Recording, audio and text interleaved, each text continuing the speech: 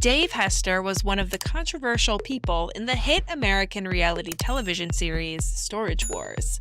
The original cast member was shown to have such a boorish and ill-bred attitude in the show that many viewers grew to dislike him immensely. His personality could be likened to those fictionalized villain characters in daytime drama series, who the viewers loved to hate, but still looked for him in every episode. He became more interesting to fans when he sued the TV show with controversial claims, then returned to be part of the show for several seasons, as if the lawsuit never happened. Fans were curious as to what became of the most hated man in the show, after he was conspicuously absent from the past 2 seasons. Prior to 2010, no one thought that a business as mundane as self-storage containers would generate so much interest in the viewing public in the US and elsewhere. The producers thought otherwise. A huge facility of over 2 billion square feet of space in the US could easily house every man, woman, and child 7 times over, was the main focal point of the hit series called Storage Wars. Later on, the show featured smaller storage facilities, as there wasn't any town or city in the US that didn't have at least one. The contents of most storage units are auctioned off when the renter hasn't paid the bills for 3 months. Several people would scramble to bid for any abandoned storage units, as perhaps surprisingly more often than not, they contained valuable objects that they could resell, sometimes at a considerable profit. It's a thriving business not only for the auctioneers, but also for the buyers, also known as auction hunters or storage warriors. Storage Wars made its TV debut on December 1st, 2010, and became one of the most watched shows on the A&E cable channel. From its inception up to January 2019, it had 12 successful seasons, but for some reason it stopped airing new episodes, and everyone thought that it was canceled. However, to the fans' delight, the show came back for its 13th season in 2021 and continued to generate huge interest from viewers. It aired its 14th season from November 2021 to April 2022, and devoted fans expected it to be back on the small screen soon this 2023. The reality TV show has also spawned about 10 spin-off series, all produced by the same network. Abandoned storage unit buyers would gamble their money because most of them believed that behind the doors of those storage lockers, there was a huge possibility that they held some of the world's best-kept treasures. These so-called storage wars could get ugly, and to ensure that each auction would go smoothly, all of them followed the basic storage auction rules. In particular, it's a cash-only sale, and all sales were final. After opening a door, buyers only had 5 minutes to look at what's inside, but no one was allowed to actually step into the unit nor open any boxes. After that 5-minute inspection, the bidding war would start, and the unit would be sold to the highest cash bidder. The winner of the auction would then lock down the unit, and they would all move on to the next abandoned locker to be sold. All the 6 original storage unit buyers in Storage Wars were usually given aliases, and Dave Hester was known as the Mogul.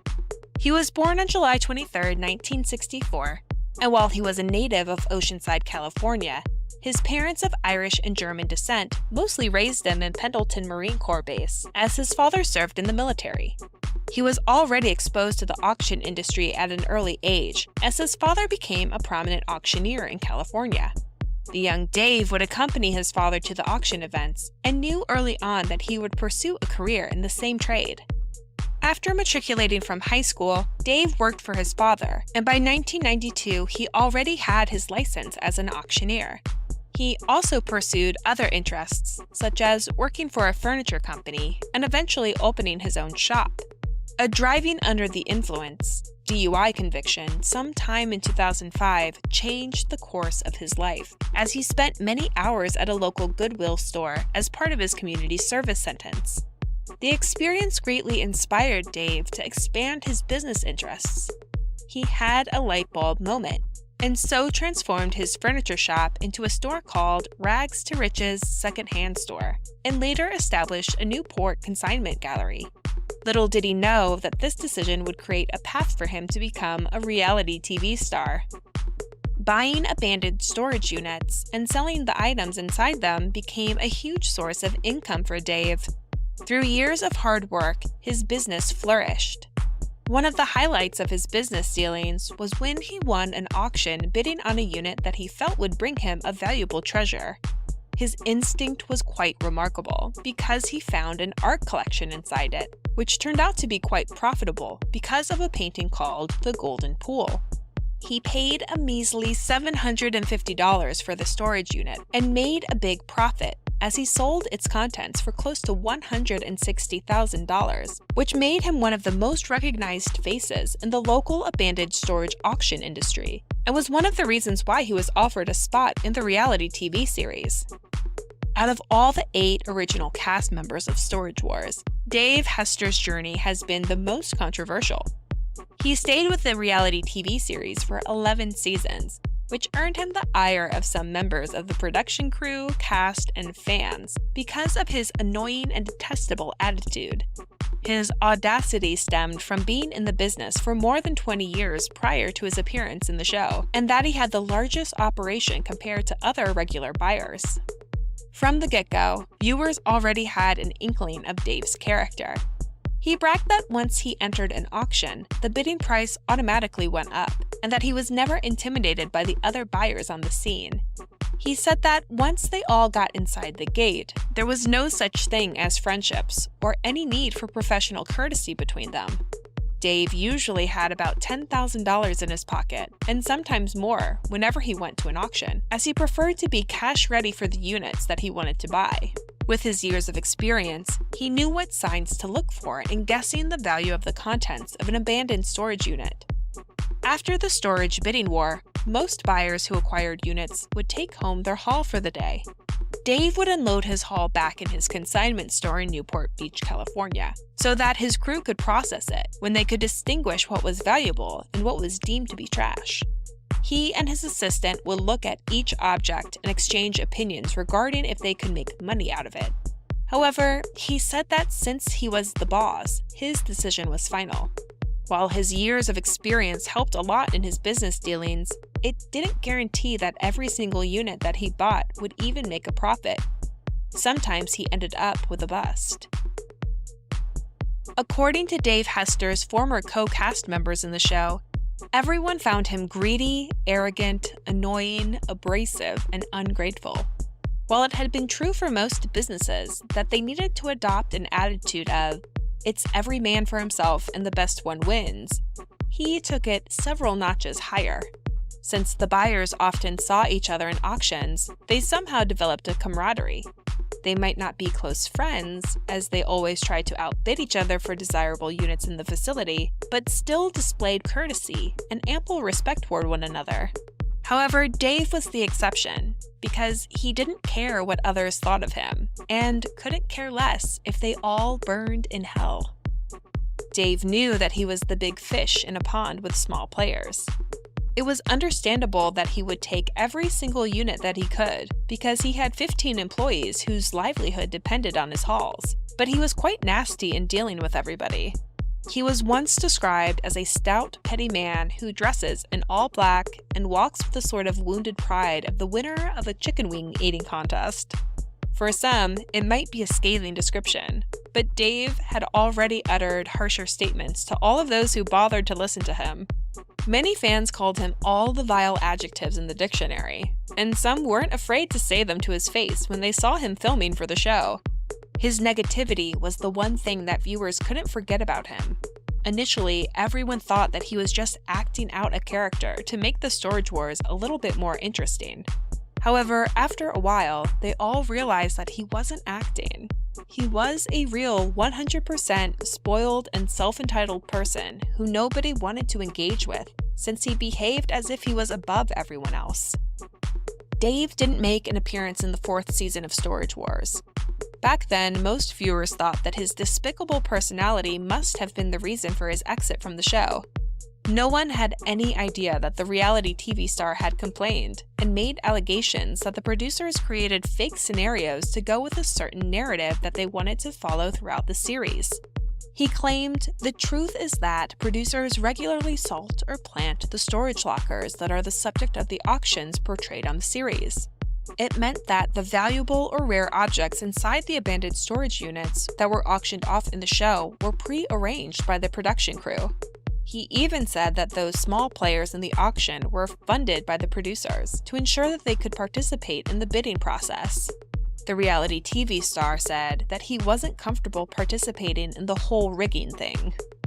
After he was fired, the mogul shocked Storage Wars fans when in 2012 he sued the production company, Original Productions, and the A&E cable network, questioning the show's authenticity, and in 2013 added wrongful termination to his lawsuit. Dave claimed that the unethical behavior of rigging the show was a violation of the Communications Act of 1934, which forbids influencing, prearranging, or predetermining outcome of contests of knowledge, skill, or chance.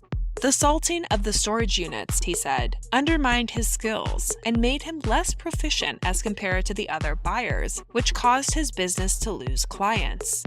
The defendants, on the other hand, raised the anti-SLAPP defense as their answer to his claim.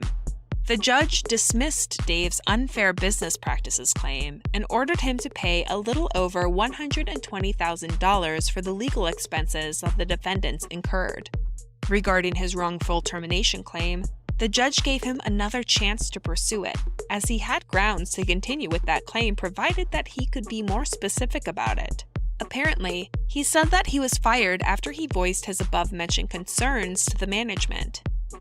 When Dave's legal team focused on the wrongful termination claim and backed down from his original claim about the rigging practices in the show, the Los Angeles district judge ruled in his favor as the case boiled down to just an employment dispute. The case lasted for 2 years, with both parties winning and losing in some of their claims, but managed to end the controversial lawsuit by reaching an agreement.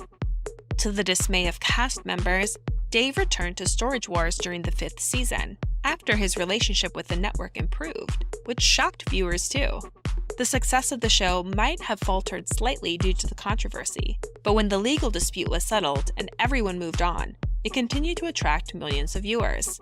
The reappearance of Dave in the show seemed to make Storage Wars even more interesting and helped boost the ratings. The resident villain was back, continuing to create havoc during the bidding wars until the 12th season. Due to pandemic restrictions, the A&E network didn't air any new episodes until 2021. During the 13th season, Dave wasn't in his usual acerbic form, and he didn't appear much in the newer episodes. It was reported that he had a hemorrhagic stroke, a life-threatening medical condition that occurs when a blood vessel in the brain ruptures and bleeds due to an unhealthy lifestyle and working habits. Over the years, he developed high blood pressure and sleep apnea, which caused him to stop breathing while he was asleep. Some fans believe that Storage Wars was cursed, as Dave wasn't the only one in the show who suffered unfortunate life-changing experiences. One of the resident auctioneers, Dan Dotson, had a double aneurysm scare in 2014. Husband and wife Jared Schultz and Brandy Passante broke up during the pandemic break. The couple tried to keep it a secret, but eventually told everyone that they called it quits. Talks about the show being cursed reportedly started during the lawsuit, as one of the earliest victims was Mark Bolelo, an auction house owner who was featured in the show. He was later found to have committed suicide by carbon monoxide poisoning in 2013. The feisty storage unit buyer took advantage of his popularity and was busy in his meet and greet events if he wasn't attending his own auctioning business. He could still be heard uttering his popular catchphrase, "Yup," during auctions and selling merchandise related to it. He settled a lawsuit against rapper Trey Songz about its commercial use. Initially, Trey claimed that it was his signature brand and that he used it first, so he filed a cease and desist order against Dave. However, Dave had attempted to register it as a trademark 3 times, which the rapper never did. They eventually settled it out of court, but signed a non-disclosure agreement so no one knew what was behind the settlement. Aside from making sure that his new business flourishes, his wife Donna and son Dave Jr. are also helping him to focus more on his health, as they don't want another medical emergency happening to Dave. Some series members may have a different view. Thank you for spending some time with us. Make sure to like and subscribe so you never miss another video. We also handpicked these videos, which we recommend you watch next. You can talk to us on social media or ask a question in the comments below. Thank you for being with us, and we'll see you back tomorrow.